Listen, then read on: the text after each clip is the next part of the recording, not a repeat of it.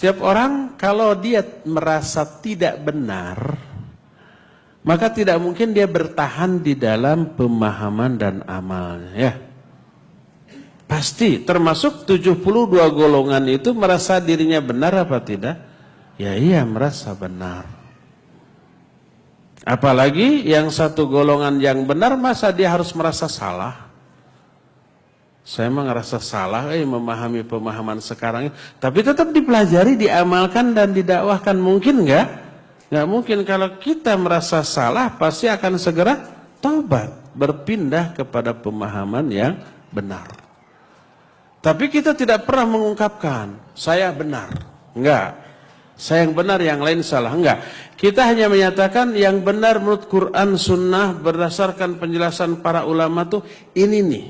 Hujahnya kuat, alasannya ilmiah, bisa dipertanggungjawabkan. Makanya saya pilih ini.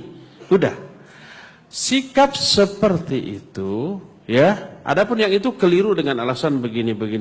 Sikap seperti itu sering dituding oleh orang dengan tudingan merasa benar sendiri, merasa soleh sendiri. Sama dengan begini. Kita katakan judi haram, mabuk haram, berzina haram, yang mencuri haram. Apakah dengan mengatakan semua itu kita merasa diri soleh dan suci? Tidak. Kalau kita katakan itu semua keliru, apakah kita merasa kitalah yang benar? Tidak. Kita tidak sedang memvonis orang itu salah dan kita benar. Kita hanya membicarakan hukum dari sebuah perbuatan. Hukum dari sebuah pemahaman. Benar atau salahnya sebuah pemahaman dengan argumentasi ilmiah yang siap dipertanggungjawabkan. Kita hanya begitu, tidak memvonis pelakunya. Apakah kalau kita katakan mabuk itu haram berarti kita memvonis orang yang mabuk pasti masuk neraka? Tidak. Pelakunya kita tidak vonis sebagai pasti masuk neraka karena kita tidak tahu akhir kematian dia. Siapa tahu setelah sekarang mabuk, besok lusa dia tobat, lalu bagus keislamannya dan mati dalam keadaan husnul khotimah. Mungkin. Kita tidak sedang memvonis nasib si pemabuk di akhirat, enggak. Kita hanya membicarakan hukum dari perbuatannya.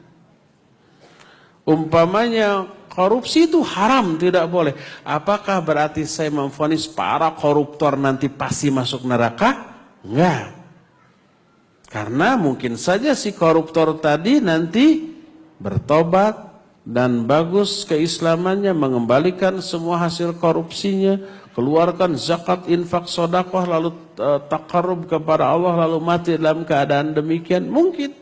Jadi surga neraka seseorang itu dilihat dari akhir kehidupan dia dan kalkulasi dari seluruh amal dia antara yang baik dan yang buruk. Apakah pemabuk tidak ada amal baiknya? Pasti ada amal baiknya. Apakah koruptor tidak ada amal baiknya? Pasti ada amal baiknya. Nanti semua dikalkulasikan. Nanti semua ditimbang. Ya. Jadi kita tidak memvonis pelaku. Tapi kita hanya membicarakan hukum dari amalan tertentu. Itu.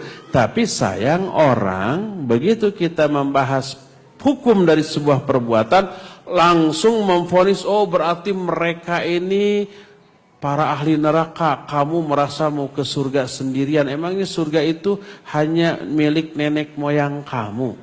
Kalau semua masuk neraka, kamu sendirian di surga, kesepian loh. Ada yang ngomong begitu ya. Orang itu kebablasan. Dia menganggap kita memvonis pelaku dari sebuah perbuatan hanya karena kita membahas hukum tentang perbuatan itu. Ada seseorang yang menyatakan di grup, saya ada grup tertentu, orang itu mengirim nyanyian ke dalam grup kita. Saya berikan nasihat, itu bukan dari Islam dan seterusnya, kemudian nih ayat, nih hadis, langsung dia. Berarti kamu menuduh itu ustadz-ustadz yang suka nyanyi itu ahli neraka ya? Gitu langsung nuduh nate. Kita kan sedang berbicara hukum nyanyian, bukan berbicara vonis terhadap orang yang menyanyi. Adapun orang yang menyanyi itu nanti dikalkulasikan amal-amalnya dengan amal baiknya, amal buruknya yang lain, dan dilihat akhir kehidupan dia.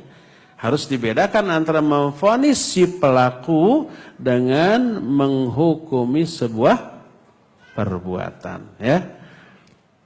Jadi rata-rata orang menuduh pelaku, bukan menghukumi perbuatan. Termasuk yang ini, berarti kita merasa benar sendiri. Tidak bermakna begitu. Sama dengan kalau kita pakai pakaian yang bagus, oh kamu sombong. Sama dengan begitu, padahal itu tidak sombong.